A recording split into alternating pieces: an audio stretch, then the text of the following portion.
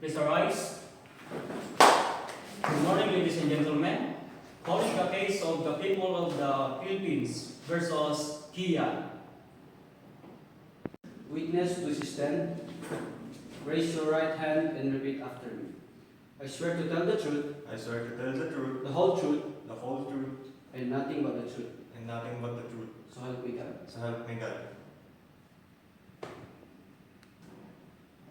Our expert witness, Dr. Emor Quezon, please stand. And raise your right hand and repeat after me.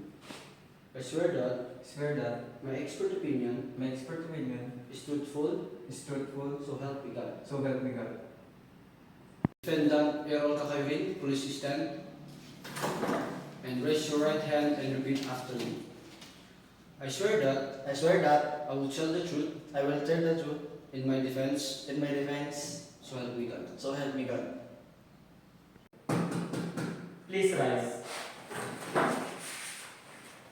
The court is now in session.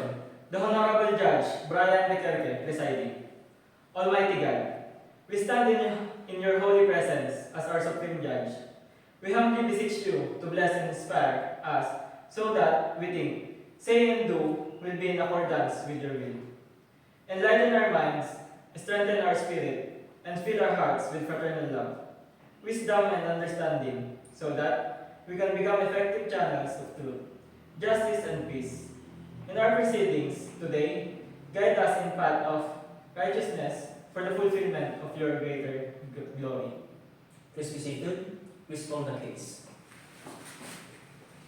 For hearing, criminal case, robbery with free upon things, Article 299, People of the Philippines versus Kian Kakayuin. Counsel, make your appearance. Your Honor, my name is Atty. Cyrus Unido, and I am representing the people of the Philippines in this case. Is the prosecution ready? Yes, Your Honor. Is the defense ready? Yes, Your Honor. Does the prosecution wish to call any witness? Yes, Your Honor. For the prosecution, we are ready to present our witness, Mr. Levitoria, Dr. Emor Quezon, and Mr. Lawrence Tolete. Witnesses, please state your name, age, and your circumstances.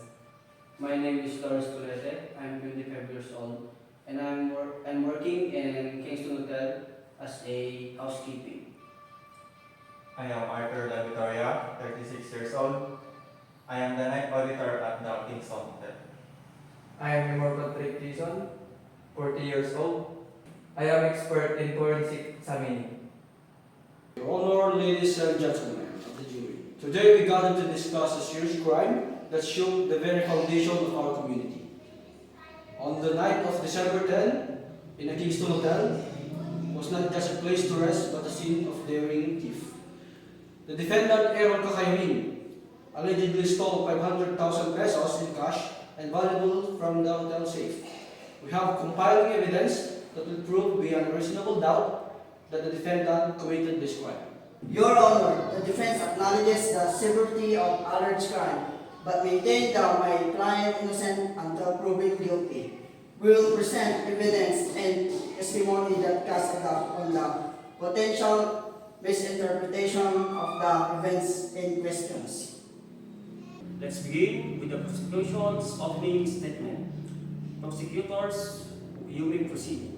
Thank you, Your Honor. First, I would like to call upon Angelo Victoria, the night auditor at the Kingston Hotel, to testify. Yes, I am Arthur La Victoria, the night auditor. On the night of December 10, I was responsible for managing the front desk and handling transactions. At around 2 a.m., I noticed an unusual activity in the system indicating a large withdrawal from the safe. I immediately alerted security, but by the time they arrived, the money was gone. I did not see anyone suspicious, but I later recognized the defendant's photo from the security footage.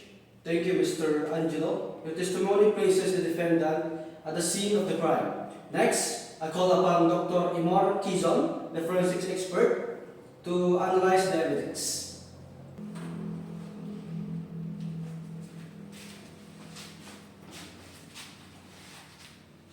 Your Honor, the defense would like cross-examine Dr. Rimor regarding the reliability of DNA evidence.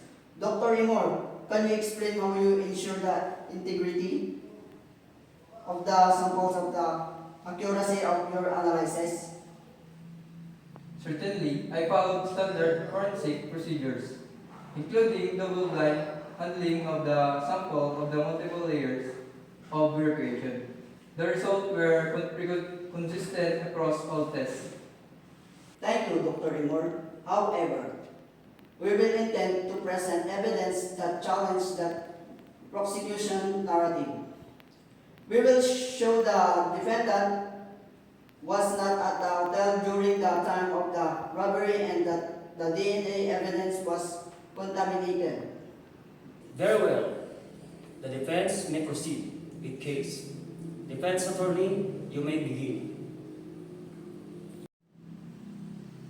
Thank you, Your Honor. Our first witness is Lawrence, a colleague of the defendant who worked a different shift that night.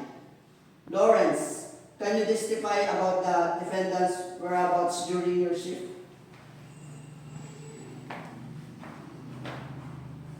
Your Honor, the defense's own witness admitted to recognizing the defendant photo from the security footage, suggesting he may have seen him everywhere else in the hotel. Your Honor, the defense respectfully requests that the jury consider all evidence presented, including the alibi provided by Lawrence and the surveillance footage indicating another person's presence.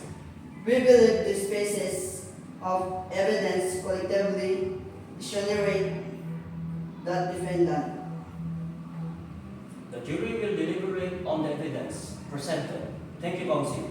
Thank you, Your Honor. Thank you, Your Honor.